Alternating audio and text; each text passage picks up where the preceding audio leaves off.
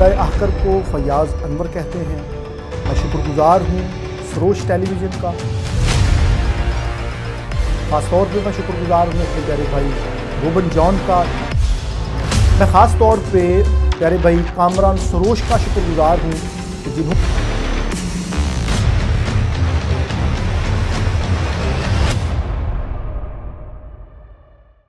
خداوند یسوع المسیح کے قادر جلالی اور بابرکت نام میں سروش ٹی وی دیکھنے والے تمام بھائیوں اور بہنوں کی سلامتی ہو۔ جیسا کہ آپ سب جانتے ہیں، سروش ٹی وی پہ ہم نے بائبلی علم العادات کے معنی و مفہوم کے ایک سلسلے کو شروع کیا تھا۔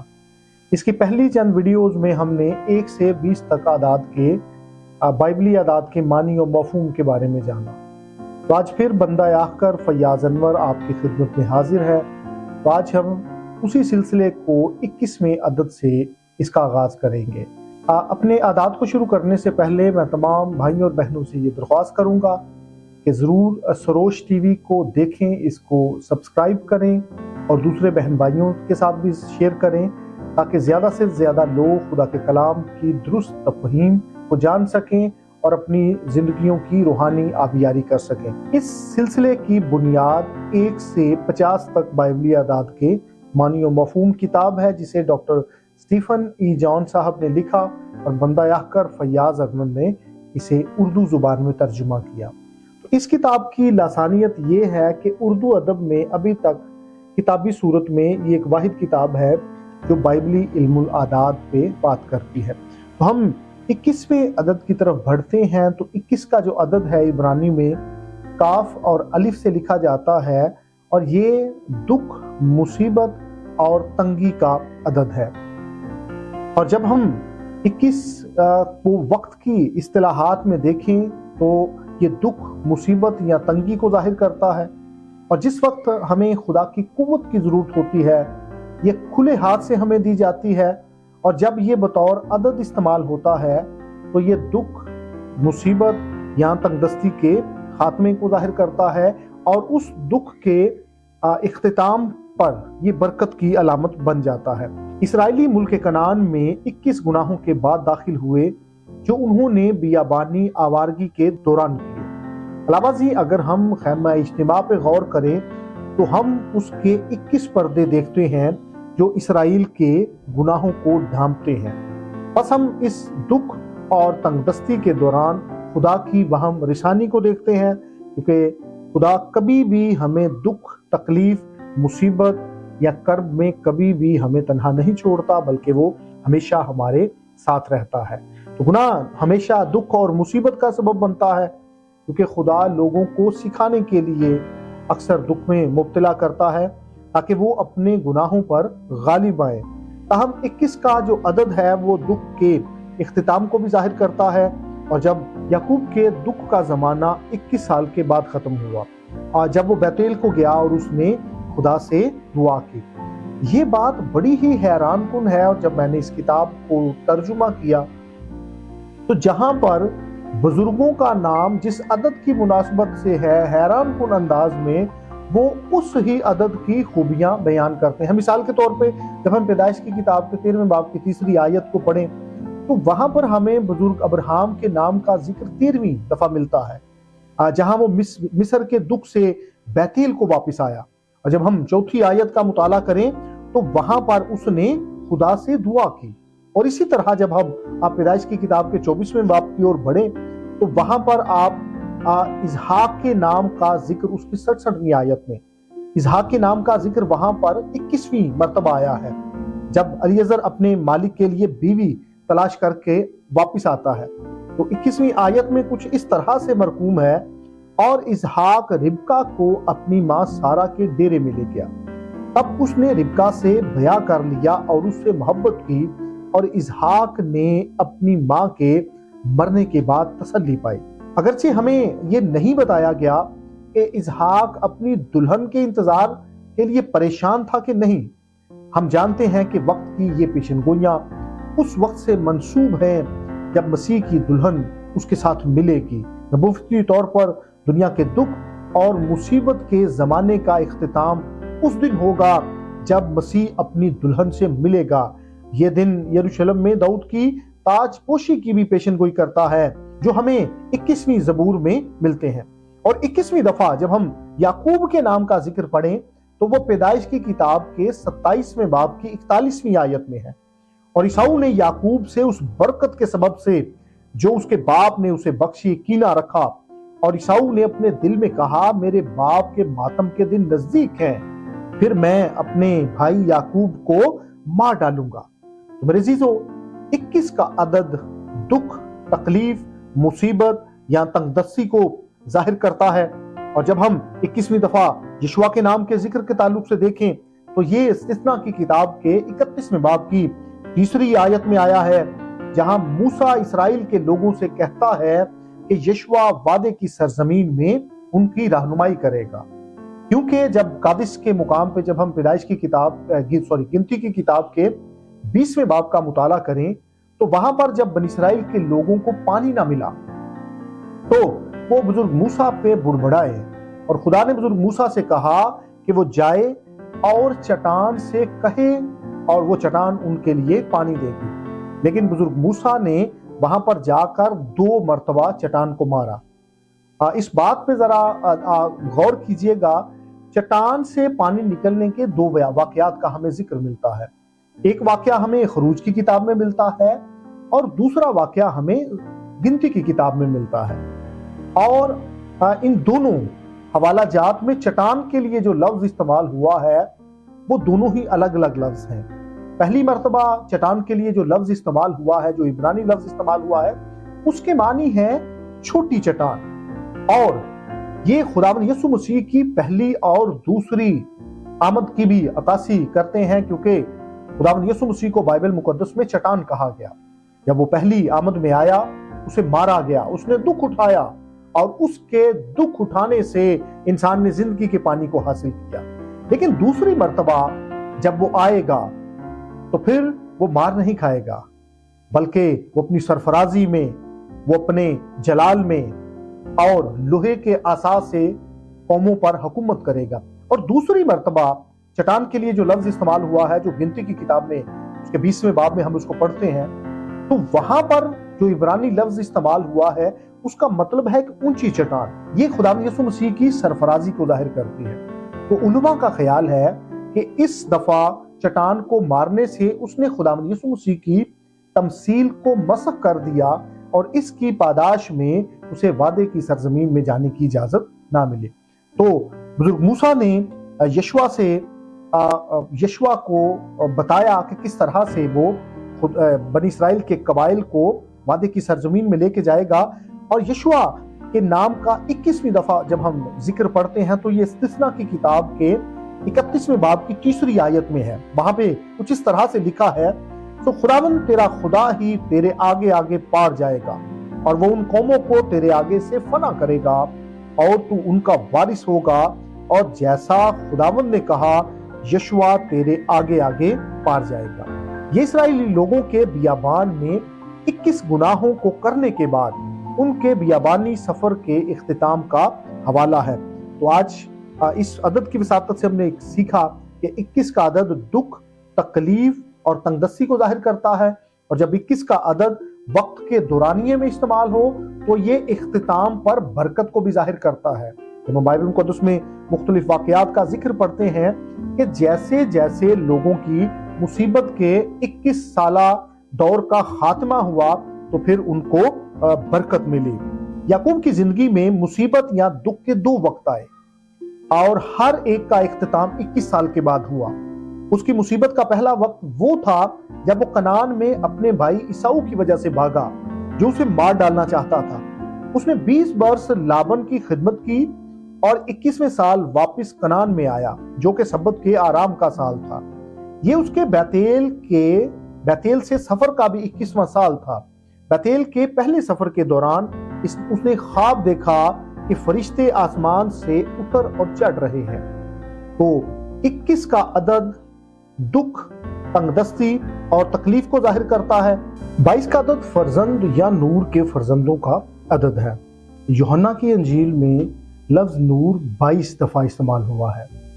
यकीनन 22 के अदद में नूर या रोशनी का तस्वुर पाया जाता है। کیونکہ غالب آنے والے خدا کے بیٹے نور کے فرزند ہیں۔ لیکن 22 کے معنی صرف روشنی سے کہیں زیادہ ہے۔ اس میں فرزندیت کے تمام پہلو شامل ہیں، جن میں اختیار بھی شامل ہے۔ خیمہ اجتماع کے شمعدان کی 7 شاخوں پر 7 بادام تھے۔ شمعدان پاک مقام کو روشنی دیتا تھا، اور یہ یوحنا کی انجیل کے پہلے باب کی 9ویں آیت کے مطابق خداوند یسوع مسیح کی تصویر ہے۔ حقیقی نور جو ہر ایک آدمی کو روشن کرتا ہے دنیا میں آنے کو تھا، لیکن یہ اختیار کے تصور سے بھی منسوب ہے۔ اگر ہم گنتی کی کتاب کے 16ویں باب میں دیکھیں تو وہاں ہم کورہ کی بغاوت کے بارے میں پڑھتے ہیں۔ اس نے موسیٰ اور ہارون کے اختیار کو رد کیا۔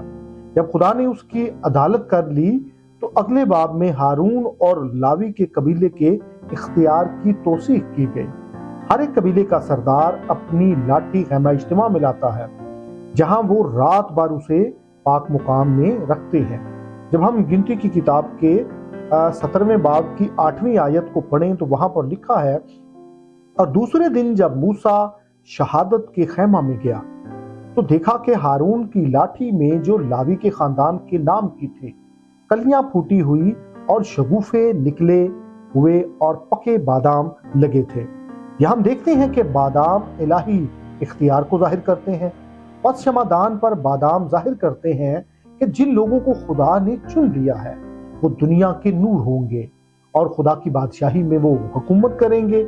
سب اختیار اعلیٰ کا مالک خداوند یسوع مسیح ہے، لیکن یہ بھی کہا گیا ہے کہ جو خدا اور مسیح کے کہن ہوں گے وہ اس کے ساتھ بادشاہی کریں گے، اور یہ غالب آنے والے ہیں، اور غالب آنے والا بننے کے لیے سب سے پہلے خداوند یسوع مسیح پر ایمان لانے کی ضرورت ہے، اور اس کے بعد ہم نے اس بنیاد پر جس کی نیو خداوند یسوع مسیح ہے اس پر سونے، چاندی اور قیمتی پتھروں کے ردے رکھنے ہیں۔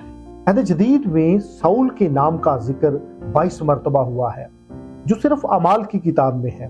ایسا اس لیے ہے کیونکہ یہ فرزندیت کی مثال ہے۔ ساؤل تبدیل ہو گیا اور اس کا نام بدل کر پولوس رکھ دیا گیا۔ وہ ہمیں پینتیکوست سے عید خیام کی طرف جانے کے راستے کے بارے میں آگاہ کرتا ہے۔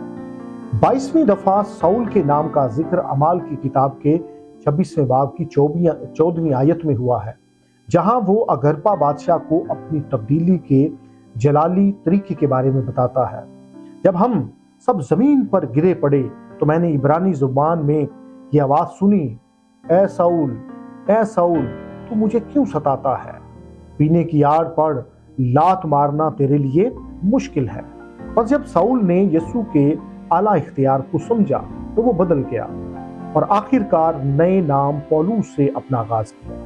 پولوس کے معنی چھوٹا ہے، اور یہ اس کے جد امجد ساؤل بادشاہ کا تقابل ہے، جو سب سے لمبا تھا اور سب لوگ اس کے کندھے تک آتے تھے۔ اور اس بات کا ذکر آپ پہلے سموئیل کے 10ویں باب کی 23ویں آیت میں پڑھ سکتے ہیں۔ جب ساؤل اپنی آنکھوں میں چھوٹا ہوا تو وہ خدا کی نظر میں بلند ہوا۔ 22ویں دفعہ ابراہم کے نام کا ذکر ہمیں پیدائش کی کتاب کے 25ویں باب کی 5ویں آیت میں ملتا ہے، اور ابراہم نے اپنا سب کچھ اسحاق کو دیا۔ اسحاق وعدے کا فرزند تھا اور مسیح مرنے اور جی اٹھنے میں اس کی مثال تھا۔ یسوع آسمان پر چڑھ گیا اور سب چیزیں اس کے قدموں میں کر دی گئی، اور خدا کے فرزند مسیح کے ہم میراث ہیں۔ اسی طرح 22ویں دفعہ یوسف کے نام کا ذکر پیدائش کی کتاب کے 39ویں باب کی 4تھی آیت میں آیا ہے، تو وہاں پہ کچھ اس طرح سے مرقوم ہے، چنانچہ یوسف اس کی نظر میں مقبول ٹھہرا اور وہی اس کی خدمت کرتا، اور اس نے اسے اپنے گھر کا مختار بنا کر اپنا سب کچھ اسے سونپ دیا۔ یوسف مسیح کی آمد ثانی میں اس کا مثل ہے، اسے پوتیفر کی تمام چیزوں کا مختار بنایا گیا۔ اسی طرح مسیح جو مسیح کے بدن کلیسیا کا سردار ہے، اسے تمام مخلوقات پر اختیار دیا گیا۔ یشوع بھی مسیح کی مثل ہے، کیونکہ اس کا نام عبرانی میں یسوع کے مترادف ہے۔ 22ویں دفعہ یشوع کے نام کا ذکر استثنا کی کتاب کے 31ویں باب کی 7ویں آیت میں ہوا ہے، جہاں اسے بیابانی کلیسیا کے اوپر اختیار دیا گیا۔ اسی طرح 22ویں دفعہ داؤد کے نام کا ذکر ہمیں پہلے سموئیل کے 17ویں باب کی 34ویں آیت میں ملتا ہے، जहां वो शाऊल को बताता है कि उसने बर्रों को शेर और रीछ से छुड़ाया, बस वो इस फलस्ती से क्यों डरे। बतौर मिस्ले मसीह दाऊद ने बर्रों को मौत से बचाया। यसू सलीब पर अपनी जान देने की वजह से बर्रों को, यानी जो उसके लोग हैं, उसने उनको छुड़ाया और वो छुड़ाने वालों का बानी है। तो 23 का जो अदद है वो मौत और जी उठने को जाहिर करता है, और इब्रानी में ये अदद 2 हरूफ काफ और गीमल से लिखा जाता है। ये खुली हथेली को जाहिर करता है जो ऊपर उठने का अमल है, और इससे हम ये मुराद ले सकते हैं मौत से जी उठना। तो 23 का अदद मौत और जी उठने का अदद है। जब हम रोमियो के खत के पहले बाब की 28वीं से 32वीं आयत का मुताला करें तो वहां पर 23 चीजों को बयान किया गया है जो मौत की सजा के लायक हैं, और जिस तरह वहां पे कुछ इस तरह से मरकूम है, और जिस तरह उन्होंने खुदा को पहचानना नापसंद किया, उसी तरह खुदा ने भी उनको नापसंदीदा अक्ल के हवाले कर दिया कि नालायक हरकतें करें। बस वो हर तरह की नाराजगी, बदी, लालच, बदखाही से भर गए और हसद, खूनरेजी, झगड़े और बुग़्ज़ से मामूर हो गए, और गीबत करने वाले, बदगो, खुदा की नजर में नफरती, औरों को बेइज्जत करने वाले, शेखीबाज, मगरूर, बदियों के बानी, माँ बाप के नाफरमान, बेवकूफ, अहद शिकन, तबई मोहब्बत से खाली, बेरहम हो गए। हालांकि वे खुदा का ये हुक्म जानते थे कि ऐसे काम करने वाले मौत की सजा के लायक हैं, फिर भी ना फकत आप ही ऐसे काम करते हैं बल्कि और करने वालों से भी खुश होते हैं।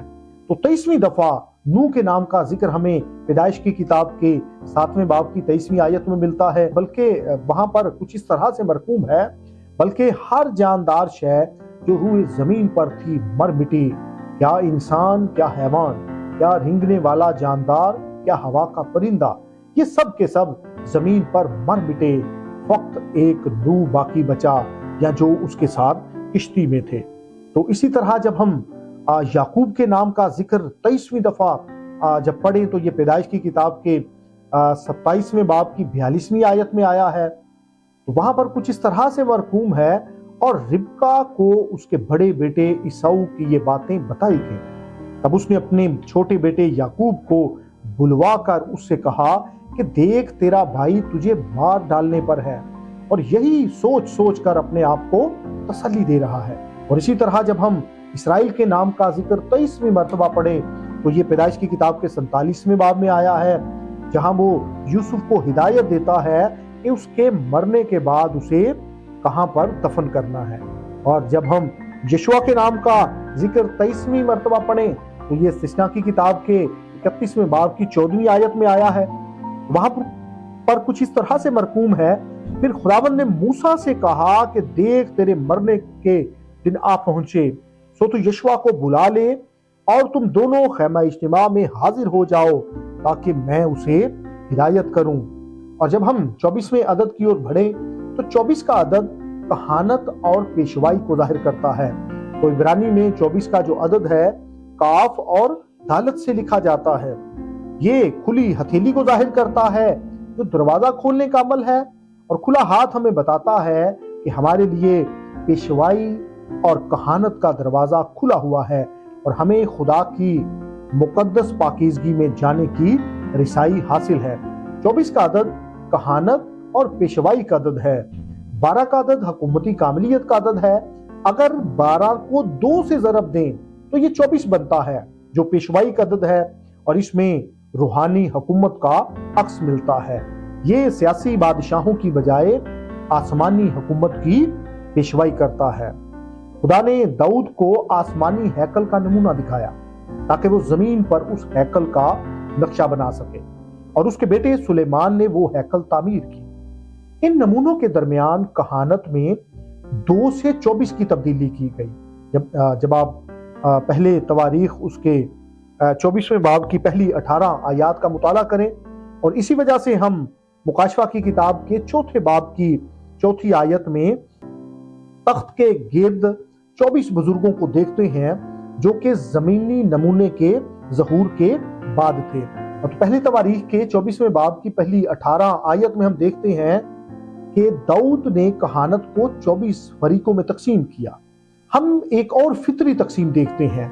ये 24 फरीक अलीअज़र के खानदान से 16 और इतमर के खानदान से 8 लोग लेकर बनाए गए।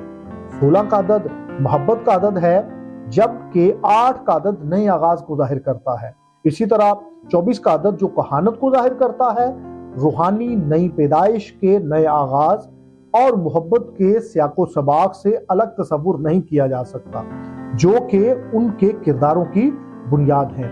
ये बात जाज़िबे तवज्जो है कि 24वीं दफा यस्सु के नाम का जिक्र यूहन्ना की इंजील के 3 बाब की 3 आयत में आया है। वहां पर लिखा है, यस्सु ने जवाब में उससे कहा, मैं तुझसे सच कहता हूं, जब तक कोई नए सिरे से पैदा ना हो वो खुदा की बादशाही को देख नहीं सकता। यह किसी जिंदगी में नया आगाज है और ये 8 के अदद को कहानत या पेशवाई से जोड़ता है। ज्यादातर 24वीं दफा काम की कैफियत और एक सच्चे कहन की जिम्मेदारियों को बयान करने के लिए कुलीदी नामों को इस्तेमाल किया गया है। गोया ये शिफा, शिफायत या हुक्मरानी को जाहिर करता है। मिसाल के तौर पे 24वीं दफा जब हम यूसुफ के नाम का जिक्र पढ़े तो ये पैदाइश की किताब के 39वें बाब की 6 आयत में आया है, जहां हम पढ़ते हैं कि पोतीफर ने अपना सब कुछ यूसुफ के हाथ में छोड़ दिया। और यस्सु ने लूका की इंजील के 12वें बाब की 44वीं आयत में अच्छे मुख्तार के बारे में बताया, मैं तुमसे सच कहता हूं कि वो उसे अपने सारे माल पर मुख्तार कर देगा। मलिक सिद्दक की कहानत की तरह ये हर एक कौम, कबीले और अहले जुबान से लिए गए और वो कहनों की एक बादशाहत बनाएंगे और जमीन पर हुकूमत करेंगे। इसी तरह 25 का अदद बरकत को जाहिर करता है और इब्रानी में 25 का अदद काफ और हे से लिखा जाता है। काफ खुली हथेली को जाहिर करता है, जो देने या ढांपने का भी अमल है, और हे का मतलब दम या खुदा की सांस है।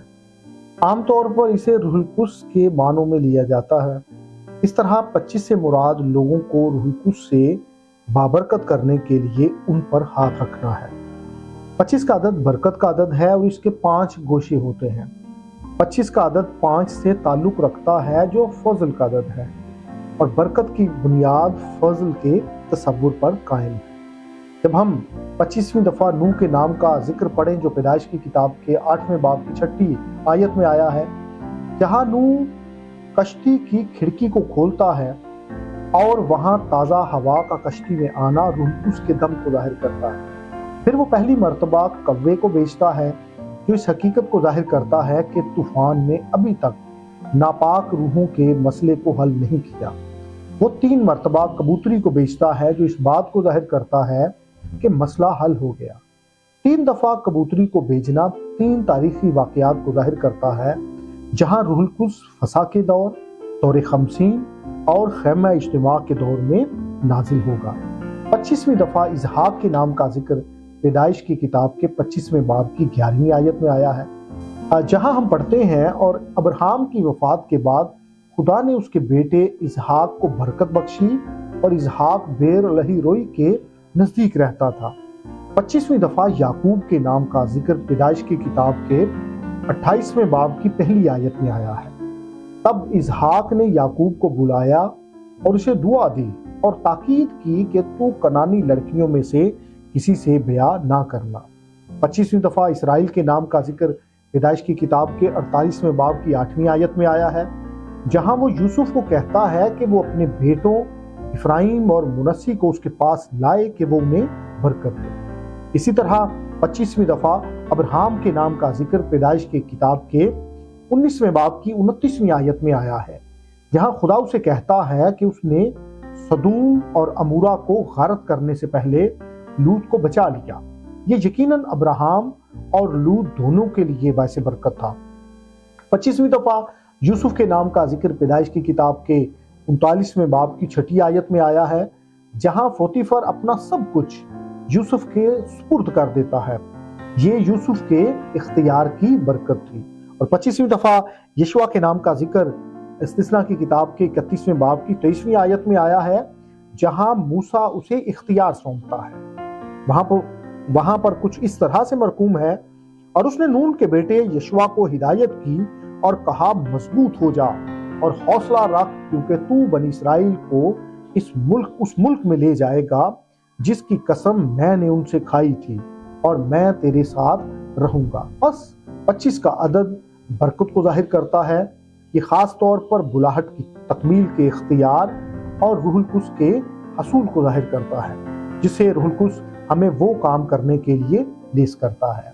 तो सरोज टीवी देखने वाले तमाम भाई और बहन जो इस सिलसिले से इस्तिफादा कर रहे हैं, तो बंदा आहकर खुदावंद में पूरी उम्मीद है कि इल्मुल आदाद की मानी और मफहूम का ये सिलसिला आपको बाइबल मुकद्दस की दुरुस्त सच्चाइयों को जानने के बारे में मुआवन और मददगार साबित हो रहा होगा। तो खुदावंद यीशु मसीह ने चाहा एक नई वीडियो के साथ, एक नए आदाद के सिलसिले के साथ आपकी खिदमत में हाजिर होंगे। उस वक्त तक इजाज़त दीजिए और सरोज टीवी देखते रहिए और इसके वसीले से खुदावंद के कलाम की दुरुस्त तफहीम को हासिल करते रहिए। शुक्रिया, बाअमाने खुदा।